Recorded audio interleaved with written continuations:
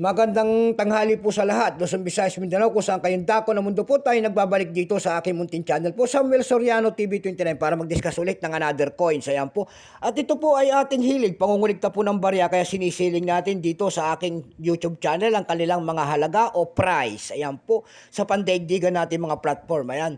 Magandang tanghali po sa aking mga subscriber po, kung saan kayong dako ng mundo po. Ayan, nagbabalik tayo ulit dito sa akin, ayan po, para mag-discuss ulit ng another coins. Yun namang hindi pa nakapag-subscribe dyan at gusto nyo ang ganito mga topic po about coins, siniselling natin ang kanilang mga halaga, ayan po, hihingi sana ako ng pabor, ayan po, at malaking tulong na yung gagawin ninyo po dito sa aking munting channel, tulad na lamang ng pagpindot ng ating subscribe button, like and share para ma-update po kayo sa mga latest ko pang gagawin mga video po. Ang pag-usapan po natin ngayon ay 10 centimos po, ayan. 10 centimos. Ayan po ang ating 10 centavos pala. Ayan. Year 1962.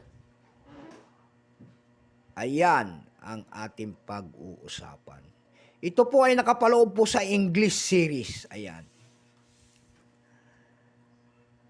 Bago tayo magsimula sa ating talakeng, kikilalanin mo muna natin siya. Siyempre po, issue po, Philippines po, period, Republic, 1946, up to date po, type, standard circulation coins, years mula 1958 hanggang 1966 po. Ayan, value nito, 10 centavos po.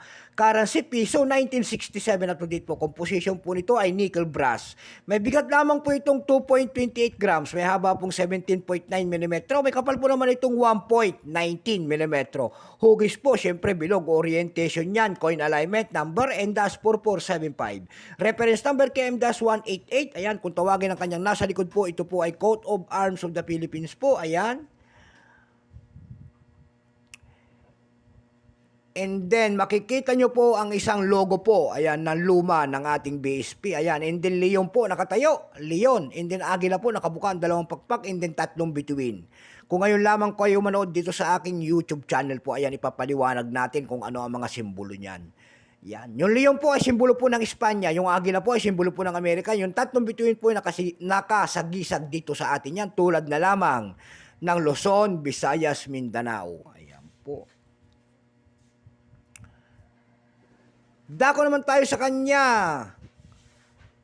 Sa kanya nito, ayan po. Ito pong year 1962 na ito po ay 25%. Kung ilang pirasong ginawa ng ating Bangko Sentral nito, ito po ay 50 million piraso lamang. Ayan, piraso lamang, ayan. May price na po doon sa ating numista.com, doon sa kanyang mga price, ayan.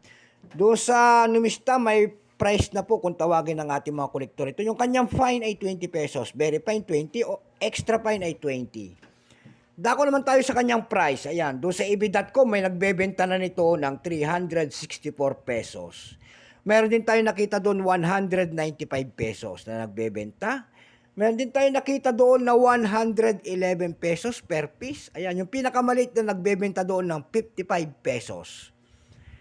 Dako naman tayo doon sa pangalawang site na ating pinuntahan, tulad na lamang ng Carousel PH po, nakakita na tayo nagbebenta doon ng 350 pesos, 180 pesos, and then 100 pesos po yung pinakamaliit na bintahan nito. Ayan lamang po ang aking maibabahaging kanyang price at sagad na. So hanggang dito na lamang po, Luzon, Visayas, Mindanao, kung saan kayo dako ng mundo po. Keep safe po sa lahat and God bless.